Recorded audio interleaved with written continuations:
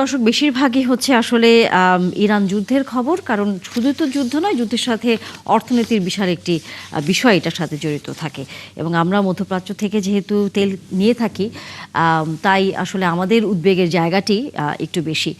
আমাদের সাথে এরই মধ্যে যুক্ত হয়েছেন আরও অন্যান্য অতিথি, তাদের সাথে দর্শক আপনাদের একটু পরিচয় করিয়ে দিয়ে। কামরুজ্জামান রতন, বিএনপির দলীয় সংসদ সদস্য ও সমাজ কল্যাণ বিষয়ক সম্পাদক, কেন্দ্রীয় বিএনপির, অনেক ধন্যবাদ যুক্ত হয়েছেন এবং স্বাগত আপনাকে। ডক্টর ইজাজ হোসেন, জ্বালানি বিশেষজ্ঞ, এবং একই সাথে সিরাজুল ইসলাম, ইরান বিষয়ক গবেষক এবং আন্তর্জাতিক বিশ্লেষক, তাকে আমরা অনেক সময় আসলে পেয়ে থাকি। আমরা আলোচনা শুরু করতে চাই ইরানের এই যুদ্ধ নিয়ে। খাজা মাইনুদ্দিন, আপনার কাছ থেকেই আলোচনা শুরু করতে চাই।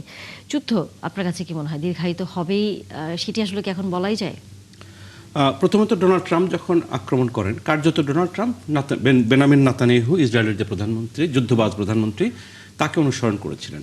আপনারা জানেন যে এটা ইরানের সাথে পশ্চিমাদের একটু পারমাণবিক আলোচনা চলছিল। সেই আলোচনার মাঝখানে হঠাৎ করে আক্রমণ করা হলো।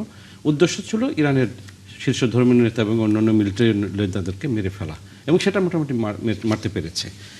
এটা আমরা প্রশ্ন করেছিলাম পশ্চিমী কাউকে যে এটা কী করে সম্ভব হলো, ইরান কেন তাদের নেতাদের নিরাপত্তা দিতে পারল না।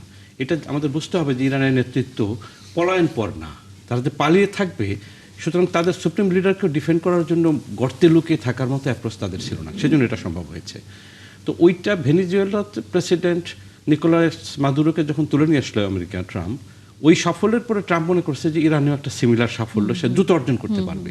এবং একই সাথে আমি কথাটা ইংরেজিতে এরকম আছে যে whether the dog wags the tail or the tail wags the dog, ইংরেজিতে ভালো শোনায়, বাংলায় বললে তারা যে কুকুরকে লেজ নাড়বে নাকি লেজ কুকুর নাড়বে।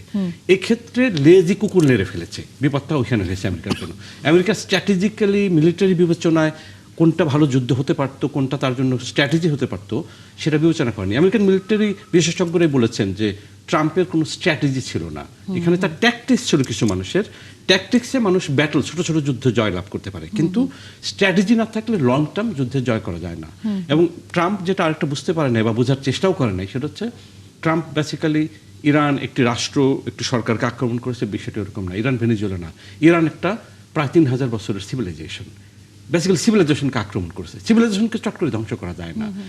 এখন দেখেন ইরানের নেতৃত্ব, তার জনগণ, তার ওপিনিয়ন লিডার সকলেই তার পাশে দাঁড়িয়ে গেছে। সুতরাং যুদ্ধ যে তাড়াতাড়ি শেষ হবে বলে মনে করা হচ্ছিল, সেই শেষ তাড়াতাড়ি মনে করার কোনো কারণ হচ্ছে না, আসলে দীর্ঘায়িত হবে। এখন এই দীর্ঘায়িত হলে পরে আমাদের মতো দেশ যেগুলো হচ্ছে বিশেষ করে মধ্যপ্রাচ্যের দেশগুলোর উপর নির্ভরশীল এই জ্বালানি তেলের উপর, এবং আমরা যখন দেখি যে বহির্বিশ্বে যখন ডলারের দাম বাড়ে, তেলের দাম বাড়ে, তখন আমাদের দেশের হচ্ছে ছোটখাটো যে কোনো কিছু জিনিসপত্রের দাম বাড়ে। এবং এরই মধ্যে আপনিও হয়তো খবরাখবর রাখছেন যে এক ধরনের হুড়োহুড়ি, এক ধরনের আতঙ্ক তৈরি হচ্ছে যে সামনের দিনগুলোতে জ্বালানি তেল পাওয়া যাবে কি যাবে না। যদিও সরকার বলছে মজুদ আছে, কিন্তু কতদিনের মজুদ আছে, এই মজুদের মধ্যে নতুন কোনো চালান আসবে কিনা, এটি এক ধরনের জায়গা আসলে পরিষ্কার এখনো নয়।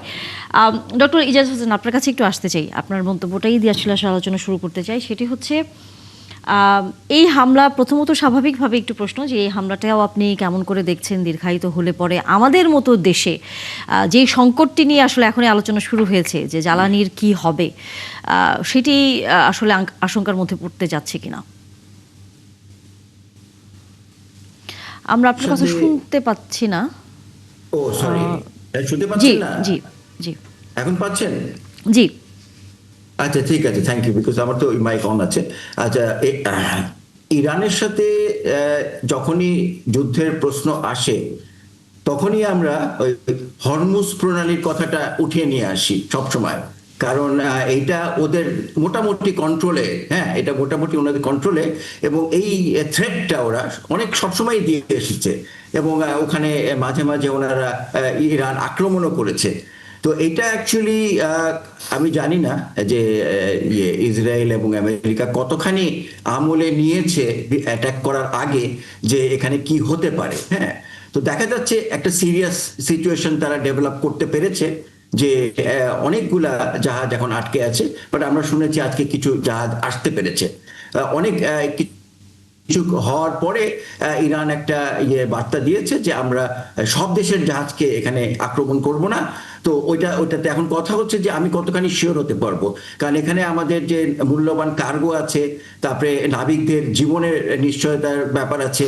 তো আমরা কি ইরান এই কথাটা বললো দেখে আমরা ওখান থেকে সরাসরি বাংলাদেশের ফ্ল্যাগ দেখিয়ে চলে আসতে পারবো নাকি, এগুলোর একটা একটা প্রবলেম থেকে যায়। বাট যাই হোক না কেন, আমরা জানি এরকম ধরনের সমস্যা হলে প্রথম যেটা হয় সাপ্লাই ডিসরাপশনটা হয়। হ্যাঁ, সাপ্লাই, যে আমরা জিনিসপত্র ওখান থেকে পাচ্ছি না, এবং তার সাথে সাথে না বললেও তার 2-1 দিনের মধ্যে যেটা হয়, মানে যেটা আমরা আমাদের দেশে যেটা দেখি যে সাপ্লাই এ প্রবলেম হলে এই জিনিসপত্রের দাম বেড়ে যায়, এটা কিন্তু একটা মানুষের চরিত্র। আন্তর্জাতিক ইকোনমিক্সই বলে যে সাপ্লাই এ প্রবলেম হলেই দাম বেড়ে যাবে। তো ওখানেও হচ্ছে, এখানে সিন্ডিকেট আছে নাকি না আমি জানি না, but what ever it is, এই শর্টফল হলেই দাম বেড়ে যায়। এখন আমি যেটা মনে করি আমাদের দেশের জন্য সবচেয়ে বেশি সাপ্লাইয়ের থেকেও দামটা যে বেড়ে যাচ্ছে, এইটাই অ্যাকচুয়ালি সবচেয়ে কঠিন বিষয়। কারণ দেখেন, দাম বাড়ার অনেকগুলো কারণ আছে, বাট একটা কারণ হচ্ছে যে এই সাপ্লাইটা মাঝে মাঝে যেটা হবে যে অনেক লম্বা পথ দিয়ে আমাদের এখানে আসতে হবে। তো একটা স্বাভাবিক কারণও আছে এটা বাড়ার জন্য, কিন্তু মূলত এটা যাদের হাতে এখন ডিজেল কিংবা এলএনজি যাই বলেন না কেন আছে, সেটার ওরা একটা সুযোগ নেবে। এটা সবসময় হয়েছে, ইউক্রেন রাশিয়া ওয়ারের সময়, এবং এভরিডেও হচ্ছে যে এই উঠানামা করে, যেটাকে আমরা ভলাটিলিটি বলি। এটার কারণ হচ্ছে কোথাও না কোথাও একটা জিনিস কিছু হচ্ছে, সেটার কারণে বেড়ে যাচ্ছে। হ্যাঁ, এইটা আমরা কখনোই এটা সলভ করতে পারি নাই। এটা নিয়ে অনেক রকম কথা হয়েছে আন্তর্জাতিক মহলে, যে তেলের দাম কিভাবে আমরা ফিক্স রাখতে পারি, এটা কেউই রাজি হয় নাই যে এটা একটা ফিক্স করার। কিন্তু ইউএন একটা চেষ্টা করেছিল অনেক আগে, কিন্তু করা যায়নি। তো এখন যেটা হয়েছে যে এটা ইকোনমিক পদ্ধতি যেটা হয়, সাপ্লাই ডিসরাপশন হলেই তখন দামটা বেড়ে যায়। সো দামটা বাড়াটা আমাদেরকে, আপনি যে দাম বাড়ার কথা বলছেন, আমরা নিশ্চয়ই এই বিষয়টা নিয়ে আরো আলোচনা করব, কারণ দাম বাড়লে পরে কি ধরনের ক্ষতির মুখে সাধারণ মানুষ পড়বে, সেটি আসলে নিশ্চয়ই ভাববার বিষয় রয়েছে। কামরুজ্জামান রতন, আপনার কাছ থেকে ছোট করে একটু মন্তব্য নিয়ে বিরতিতে যেতে হবে, এরপর হয়তো আলোচনা দীর্ঘায়িত হবে। সেটি হচ্ছে, এই যুদ্ধের ফলে আমাদের যে ধরনের এরই মধ্যে জ্বালানি নিয়ে আতঙ্ক তৈরি হয়েছে, এবং বারবার সরকারের পক্ষ থেকে তো এটি বলা হচ্ছে যে মজুদ আছে, আতঙ্কিত হওয়ার কিছু নেই, কিন্তু বলা হচ্ছে 45 দিনের মতো হচ্ছে মজুদটি আছে। এর মধ্যে নতুন করে কোনো আরো জাহাজ আসবার কোনো খবর আসলে আছে কিনা? আসলে যুদ্ধ মানেই তো ধ্বংস, আর যুদ্ধ মানেই তো একটা দেশের নয়, পুরো এখন ভৌগোলিক যে আমাদের সিচুয়েশনটা। আজকে আমি সৌদি আরব থেকে আসলাম, দেখেন আরব বিশ্বের মানুষগুলো যেখানে খনিজ তেলের উপর তারা নির্ভরশীল, এবং হরমুজ প্রণালী বন্ধ হলে ভারতের মতো দেশ এখানে 40% তারা তেলের যে প্রবাহটা এটা কমে যাচ্ছে। তো বাংলাদেশ তো মানে বিচ্ছিন্ন কোনো বদ্বীপের মধ্যে নেই। পৃথিবীর এই পরিমণ্ডলের সাথে যদি সমস্যা হয়, পৃথিবীকে এটা টাচ করবে। এবং আমার মনে হয় এই সরকারের আন্তরিকতা, সরকার আজকে 10 দিন হলো সরকার দায়িত্ব নিয়েছে। এখন একটা হলো যে আসলে মজুদের মধ্যে যে ক্রাইসিসটা সেটা কতটুকু, কয়দিন এটাকে আমাদের টেনে নিয়ে যাব। যদি আমাদের নাও আসে, আজকে আমাদের সবচেয়ে আজকে আমাদের খুশির সময়, আশ্বস্তের যে জায়গাটা, সেটা আপনারা জানেন 2টা এই তেলবাহী জাহাজ বাংলাদেশে কিন্তু এই আমাদের বন্দরের কাছাকাছি চলে আসছে। তো আমার মনে হলো যে বিশ্ব এই যে যে পরিস্থিতিটা, এই যুদ্ধের পরিস্থিতির মধ্যে আমাদেরকে সবচেয়ে আগে বাস্তবতার নিরিখে আমাদের পদক্ষেপ নিতে হবে।